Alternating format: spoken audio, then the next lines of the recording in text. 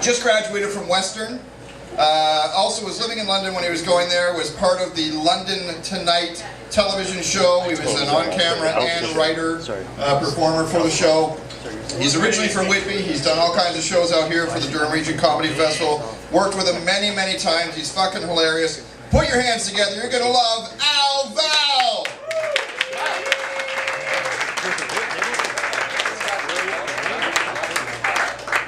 Keep it going for Darren Pyle. There he goes. Come on! Yes, front row. Keep going for November too. Let's have that going on. Are you guys aware of prostate cancer yet? You're aware. I think you know about it. That's good. I've been trying to grow mine out. It's not working very well. I look like a professional Korean at this point. I feel like every room I enter and every time I open the door in my head, I always hear ding ding ding ding ding ding ding ding everywhere I go. I know you're looking at me like, professional Korean, what is that? Just, they play StarCraft a lot. And Dance Dance Revolution, I guess.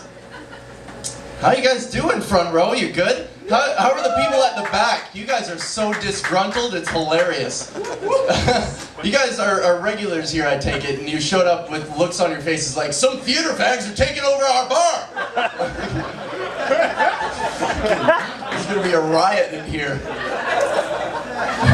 Let's take it back, Rusham!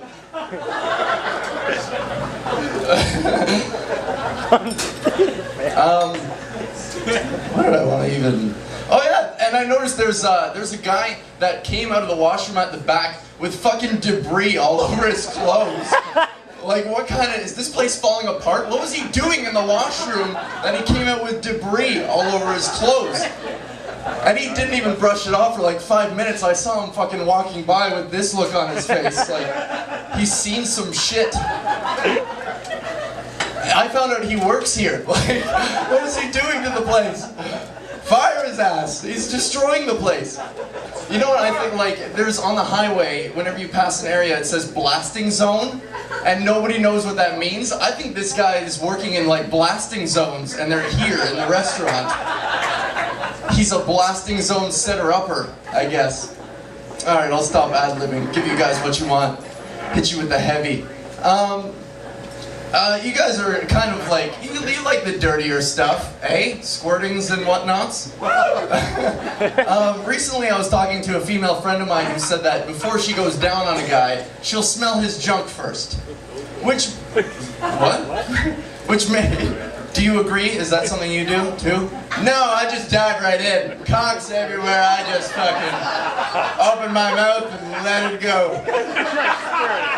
Nose? My nose has nothing to do with sucking a dick. I'm sorry, you didn't deserve that at all. You made a noise, and I just jumped on you. I just went, and I was like, you're a whore. Sorry. Oh, sorry, Dan. Sorry, Dan. Sorry about that. So, a female friend of mine told me that she'll smell a guy's, and it makes sense to me, right? Everybody learned to smell things before they licked them when they were like 5. And they licked a penny, they're like, I don't care for this at all. So, female friend of mine, just, it's the thing, when she told me this, I was stunned. I had no idea how to react, because I got caught up. I understand why she does it, right? But I got caught up wondering how she goes about smelling this guy's junk. You know what I mean? And the way she does it has to have a lot to do with what a penis might smell like. For example, she's not sniffing the tip like a rose. She's not like, no. She's smelling it lengthwise like a moist cigar, like,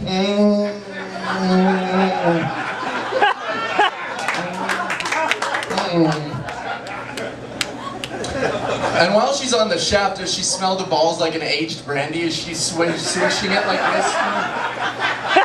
I detect a hint of oak in your balls. Very aged. I can tell.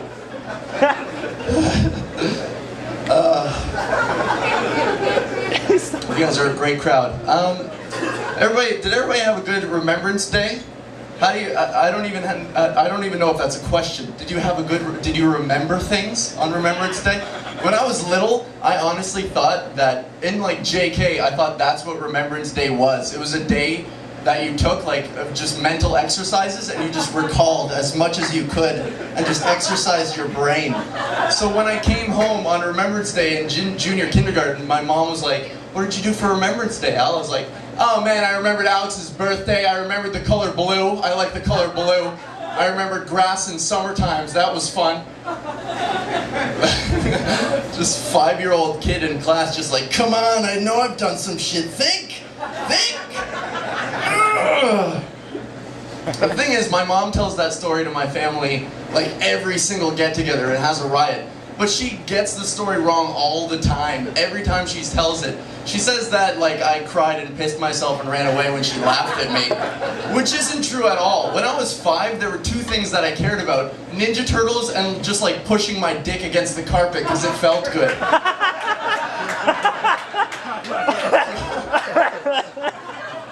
So really, her version of the story, she laughed at me and I got upset. The real version is she laughed and I was like, okay, and I just fucking walked away and was like, oh, this feels good. This is nice. Michelangelo would enjoy this too. Holy! He's on fire. Oh my god. Every once in a while, occasionally there are shows that I get to do that I come up to a soundtrack. That's pretty cool. You come up to some AC/DC or Wolf Mother, you're like, yeah, let's do this.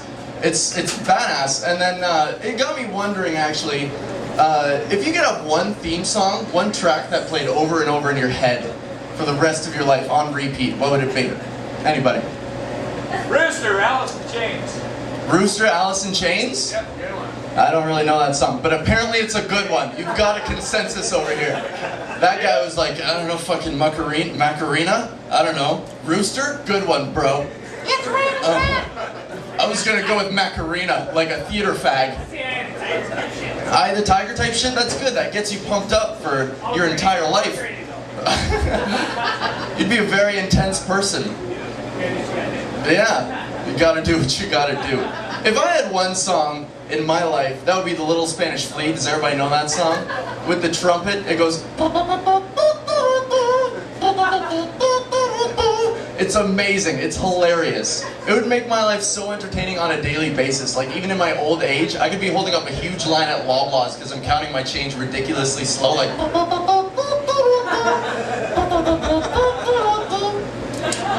It even applies to nowadays, like a typical Saturday night would be like...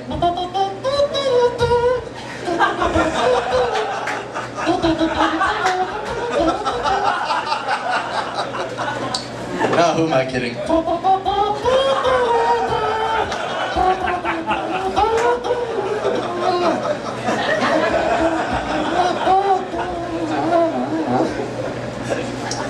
You had your mouth open that whole time, by the way.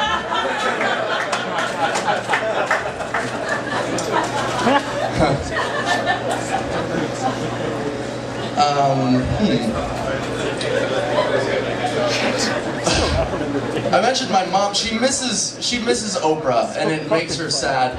Oh, now that Oprah's gone, I don't really miss.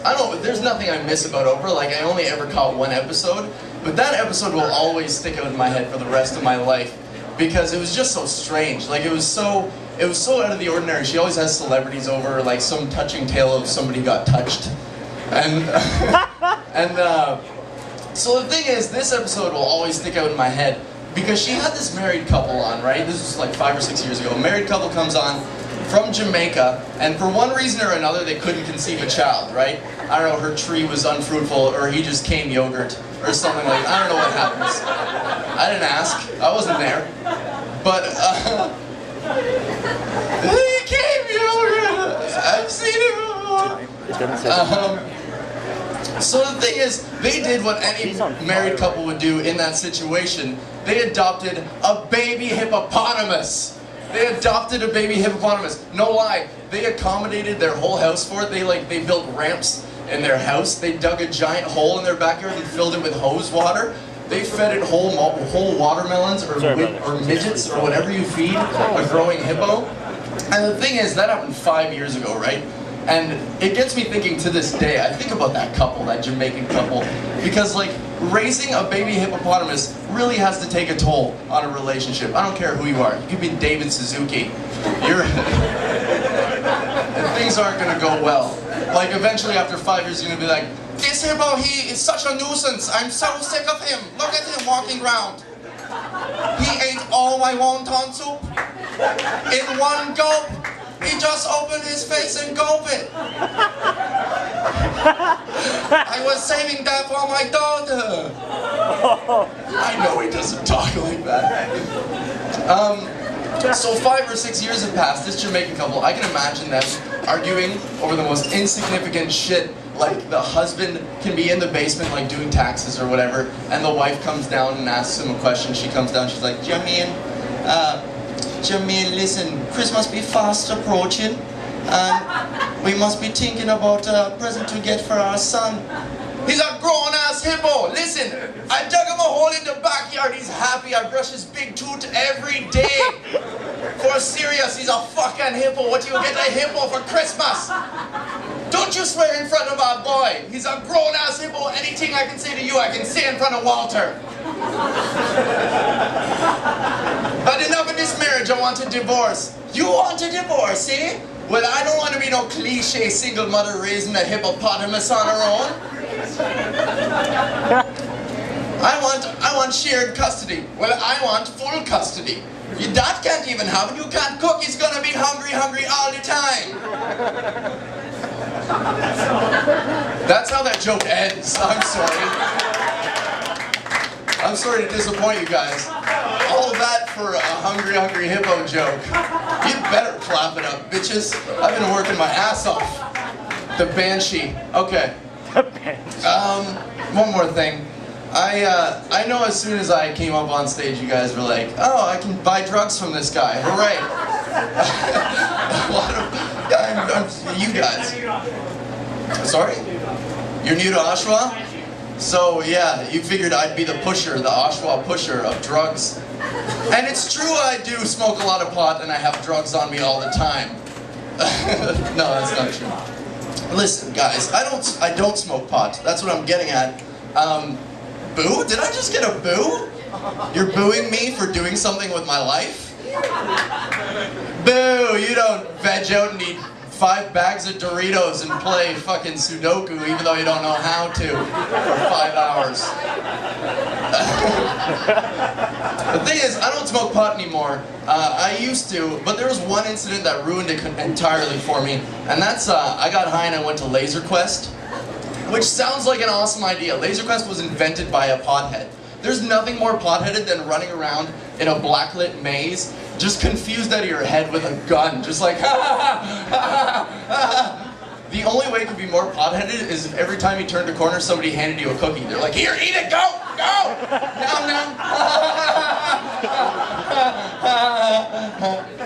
So the thing is, I got high and I went to London Laser Quest. I'm banned from London Laser Quest because at the time I was playing way too much Halo, and I got so caught up in all the lights and excitement that when a little kid turned a corner in front of me, instinctually I gun bucked him. Pow!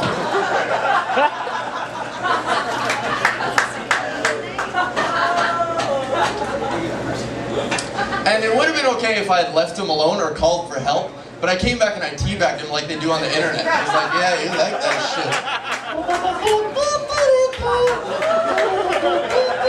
Thanks a lot, guys. My name is VAL.